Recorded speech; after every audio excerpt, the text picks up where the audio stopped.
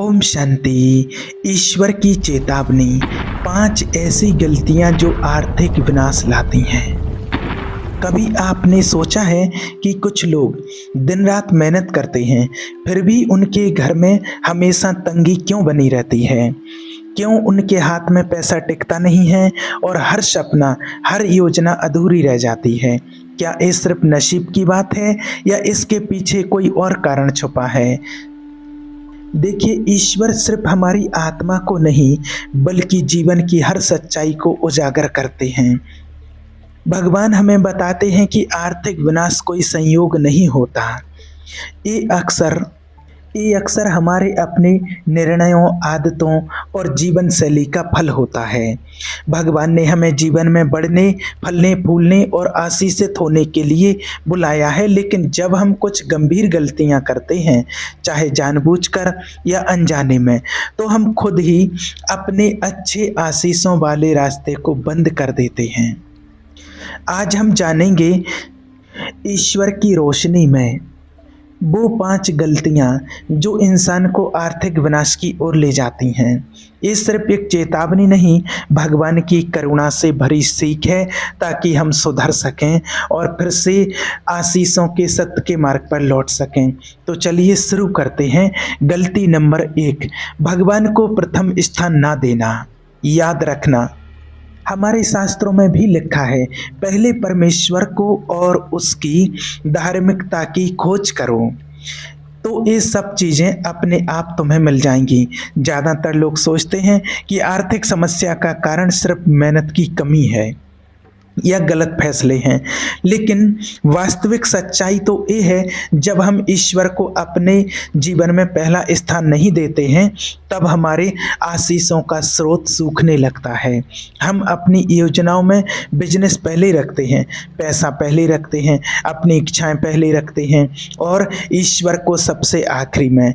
लेकिन सच्चाई ये है, जब रचना को पहले रखा जाता है और रचयिता को भुला दिया जाता है, तब जीवन की नींव हिल जाती है।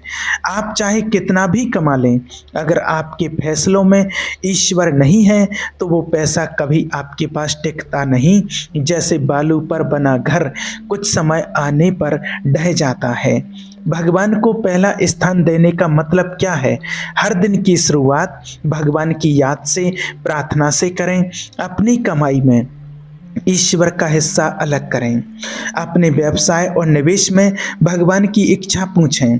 अपनी मेहनत को उसकी महिमा के लिए लगाएं, सिर्फ अपने आराम या नाम के लिए नहीं।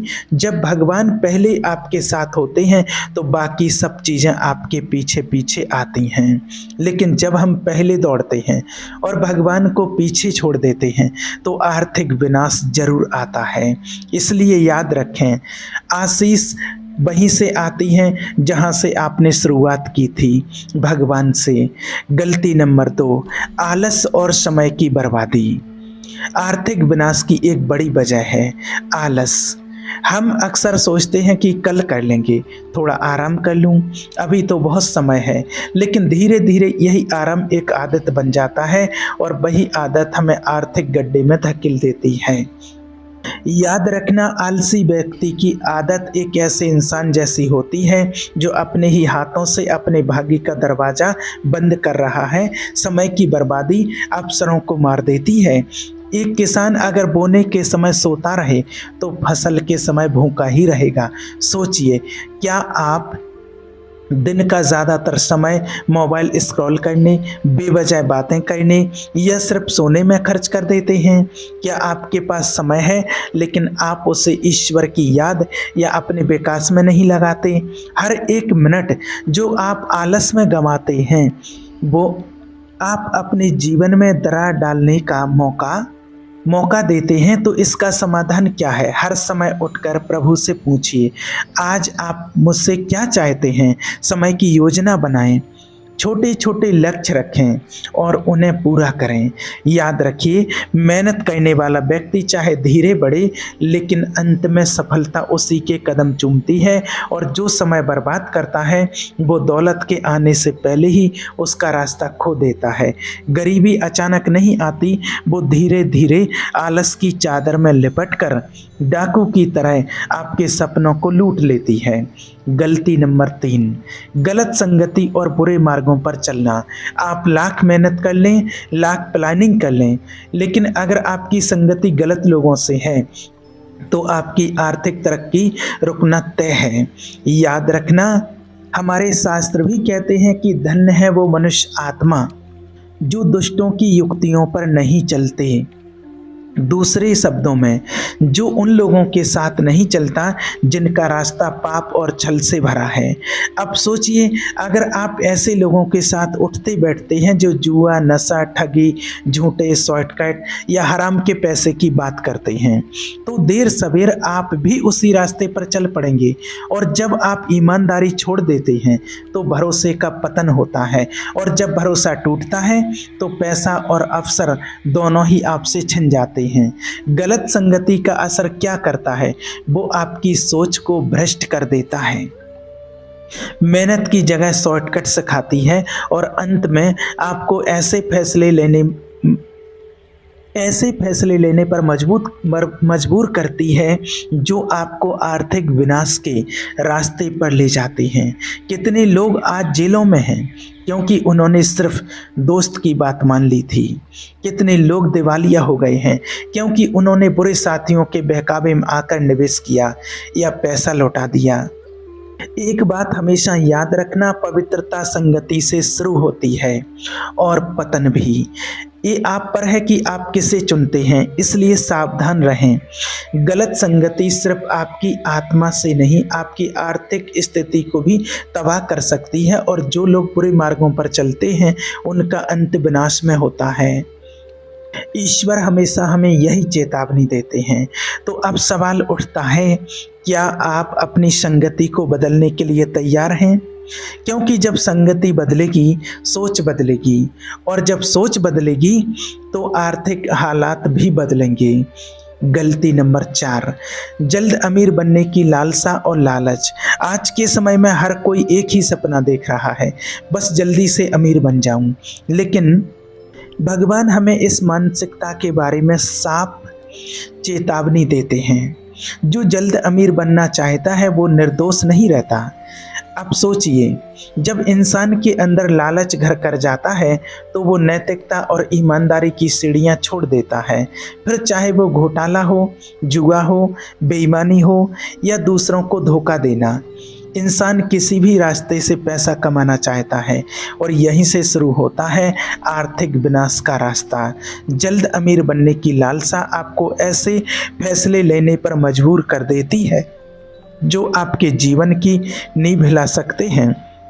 आप क्रिप्टो या शेयर मार्केट में बिना समझदारी के सब कुछ दांव पर लगा देते हैं, या किसी फर्जी स्कीम में लाखों रुपए गंवा बैठते हैं क्योंकि लालच ने आंखों पर पट्टी बांध दी होती है। याद रखना, लालची इंसान अंत में हमेशा निर्धन हो जाता है, क्योंकि ऐसा इंसान धीरज और परिश्रम की शक्ति को नहीं समझता। वो सिर्फ परिणाम चाहता है बिना प्रोसेस के। एक बात आप गांठ बांध लेना, सच्चा धन हमेशा धीरे धीरे आता है और ईश्वर से आता है। जल्द अमीर बनने की कोशिश अक्सर आपको भगवान से दूर ले जाती है। इसलिए खुद से पूछिए, क्या आप अमीरी के लिए भगवान की योजना का इंतजार कर सकते हैं, या आप उस शॉर्टकट को चुनेंगे जो शुरुआत में मीठा लेकिन अंत में जहरीला होता है। जल्द अमीर बनने की लालसा सिर्फ आपकी जेब नहीं खाली करती, वो आपके चरित्र, आपके रिश्ते और आपके आत्मिक जीवन को भी खा जाती है। गलती नंबर 5, दूसरों को धोखा देना और बेईमानी से धन कमाना। आज के ज़माने में लोग चालाकी को बुद्धिमानी समझ बैठे हैं। कई लोग सोचते हैं अगर थोड़ा झूठ बोलकर, किसी को धोखा देकर या किसी का फ़ायदा उठाकर पैसा कमा लिया तो उन्होंने कुछ बड़ा कर लिया। लेकिन हमेशा याद रखना, धोखा देकर धन कमाने वाला अंततः गरीबी में डूबता है। ध्यान दीजिए, शुरुआत में ऐसा धन बहुत आकर्षित लगता है, लेकिन उसमें शांति नहीं होती, उसमें आशीष नहीं होती और उसमें भगवान की सहमति नहीं होती। आप चाहे दुनिया को धोखा दे दें, लेकिन आप ईश्वर को धोखा नहीं दे सकते। जो धन आप छल कपट से कमाते हैं वो एक दिन आपके हाथ से फिसल जाएगा। बेईमानी से कमाया गया धन ज़्यादा देर तक टिकता नहीं। ऐसे लोग अक्सर कोर्ट कचहरी, परिवार में कलह क्लेश, मानसिक तनाव और समाज में बदनामी से घिरे रहते हैं और अंततः जिस धन को लेकर वो खुश थे वही उनके दुख का कारण बन जाता है। भगवान का सिद्धांत साफ है, ईमानदारी में धीरे धीरे बढ़ो, लेकिन गलत तरीके से मत बढ़ो। सवाल यह है कि आप थोड़े समय की सफलता के लिए अपनी आत्मा को गिरवी रखेंगे या आप उस सच्चे धन का इंतजार करेंगे जो ईश्वर के मार्ग से आता है।